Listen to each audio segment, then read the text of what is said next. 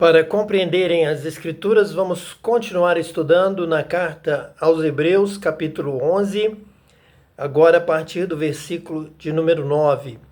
Pela fé, peregrinou na terra prometida, como se estivesse em terra estranha. Viveu em tendas, bem como Isaque e Jacó, co-herdeiros da mesma promessa, pois ele esperava a cidade que tem alicerces, cujo arquiteto e edificador é Deus. Portanto, vemos que, ainda que relatado sobre a vida de Abraão, foi por esta fé que a certeza de coisas que se não veem, que ele então foi peregrino nessa terra prometida.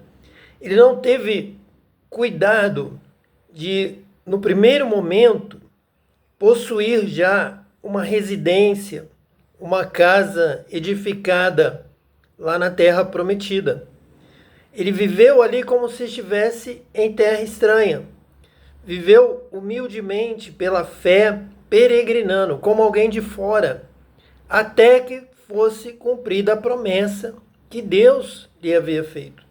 Então a palavra de Deus nos diz: aquele que crê, não se apresse, descansa, espera em Deus. E Deus estava trabalhando e Abraão aguardava esta cidade. Viveu em tendas, bem como Isaque e Jacó. Nós já sabemos que a tenda é um simbolismo para algo passageiro, algo temporário. O povo de Israel, quando saiu, por exemplo, do Egito, veio habitando em tendas, no meio do deserto, com a poeira, com as dificuldades, com toda a insegurança, mas aguardava a terra prometida. Aquela sim seria a terra onde eles edificariam a sua cidade, a sua casa. Por enquanto, estavam em tendas. Este é um símbolo para a nossa vida terrena. O nosso corpo é uma tenda, é um tabernáculo, é um local para habitarmos, para Deus também habitar com a sua glória. Mas não é um lugar definitivo, é um lugar de passagem.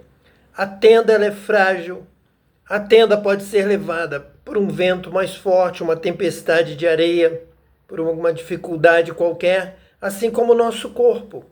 Habitamos um corpo frágil, um vaso de barro, que pode se quebrar a qualquer momento, mas aguardamos a eternidade, um novo corpo, uma nova cidade, uma nova Jerusalém, onde habita a justiça, o reino de Deus. Então seremos transformados e aí sim receberemos uma morada eterna, uma morada definitiva. Nós aqui vivemos como peregrinos nessa terra, habitando em tendas. A tenda é o nosso corpo.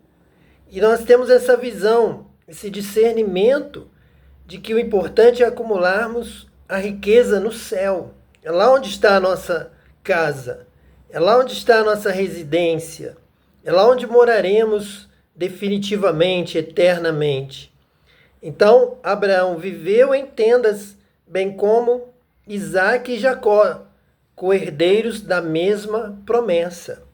Então eles andavam vivendo ali como peregrinos, na humildade da tenda. Nós vivemos aqui na humildade desse corpo que vai se envelhecendo, vai se enfraquecendo cada vez mais, mas aguardamos a promessa, somos co-herdeiros desta mesma promessa. E o versículo 10 já nos fala sobre esta promessa. Nós aqui estamos em tendas frágeis, o nosso corpo carnal, mas o versículo 10 diz assim: pois ele esperava a cidade que tem alicerces, cujo arquiteto e edificador é Deus.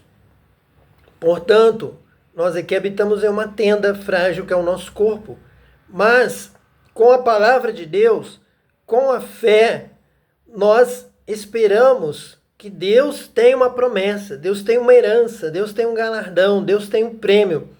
Uma nova cidade, uma cidade que tem alicerces, é uma cidade eterna, é uma cidade preparada por Deus para aqueles que o amam, para aqueles que temem, creem na sua palavra, tremem diante da sua glória, para aqueles que obedecem a Deus, aqueles que servem como Abraão, que pela fé peregrinou na terra prometida como se estivesse em terra estranha e viveu em tendas.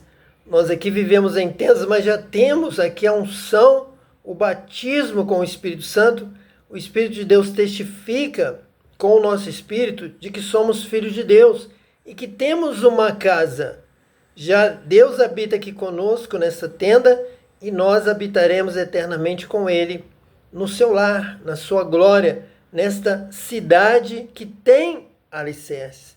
Aqui está falando de firmeza, da eternidade de Deus, alicerces cujo arquiteto e edificador é Deus.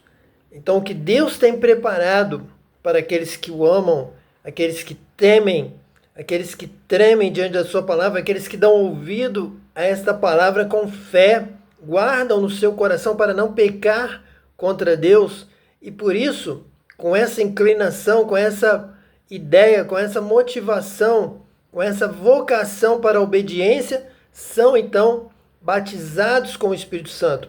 E é o Espírito Santo quem nos conduz, quem nos guia para esta cidade que tem alicerces, cujo arquiteto e edificador é Deus. O versículo 11 nos traz também uma mensagem sobre o poder do Espírito Santo na vida daquele que obedece a sua palavra, aquele que ouve com fé, guarda, tem o propósito de obedecer, de servir, de cumprir. Então vem o Espírito Santo, ele é batizado com o Espírito Santo vem morar com ele e lhe dá poder para que essa palavra se cumpra na sua vida. O versículo 11 diz assim: pela fé, Abraão e também a própria Sara, apesar de estéril e avançada em idade, recebeu poder para gerar um filho, porque considerou fiel aquele que lhe havia feito a promessa. Então nós vemos aqui a fé de Abraão, vemos também a fé de Sara, que é destacada. Abraão passando também para sua esposa. E Sara, apesar de estéril e avançada em idade, ela recebeu poder. O poder é o poder do Espírito Santo, o poder de gerar, o poder de executar a palavra de Deus. Ela recebeu poder. Aqui é um tipo de toda a obra do Espírito Santo. Ele dá poder para a obra, para a geração, para a evangelização. Recebereis poder ao descer sobre vós o Espírito Santo e ser-me-eis testemunhas por toda a Judéia, Samaria, Jerusalém, até os confins da terra. Então nós temos aqui uma promessa de poder. Quando você crê na palavra, o Espírito Santo lhe dá o poder. Sara, apesar de estéril e avançada em idade, recebeu poder para gerar um filho. Então veja que o poder do Espírito Santo, que vem pela fé, para a obra, para que algo seja realizado. É preciso que algo seja realizado. Esse é o filho da promessa.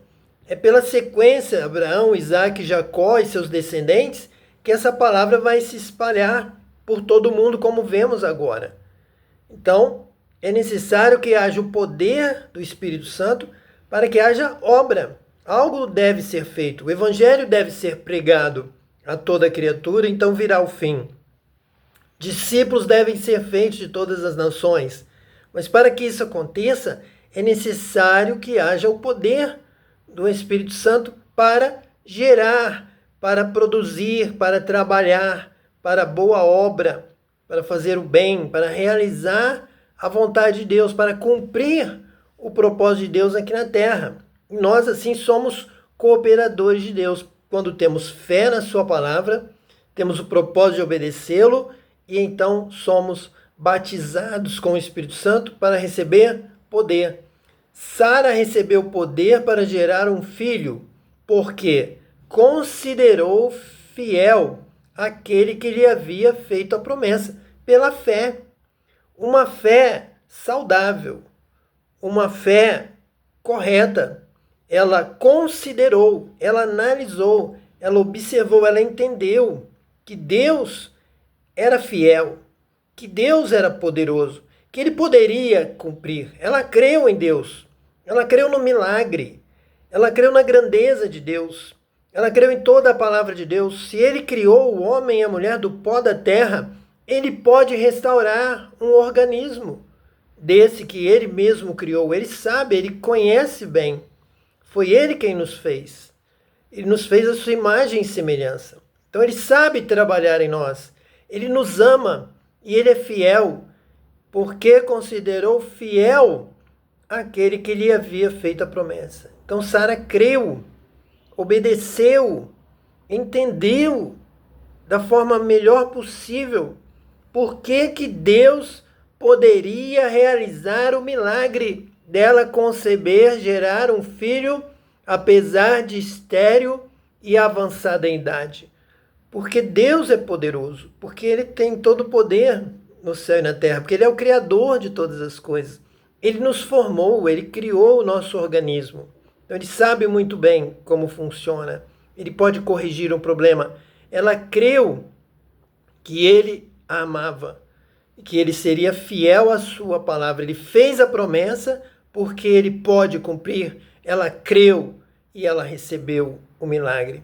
Ela recebeu poder, então, para gerar um filho. Que Deus te abençoe, que você receba o poder de Deus para que milagres aconteçam na sua vida e através da sua vida para a glória de Deus. Para que o conhecimento da glória de Deus encha toda a terra, como as águas cobrem o mar. Que Deus te abençoe hoje e eternamente, em nome de Jesus, o Messias. Amém.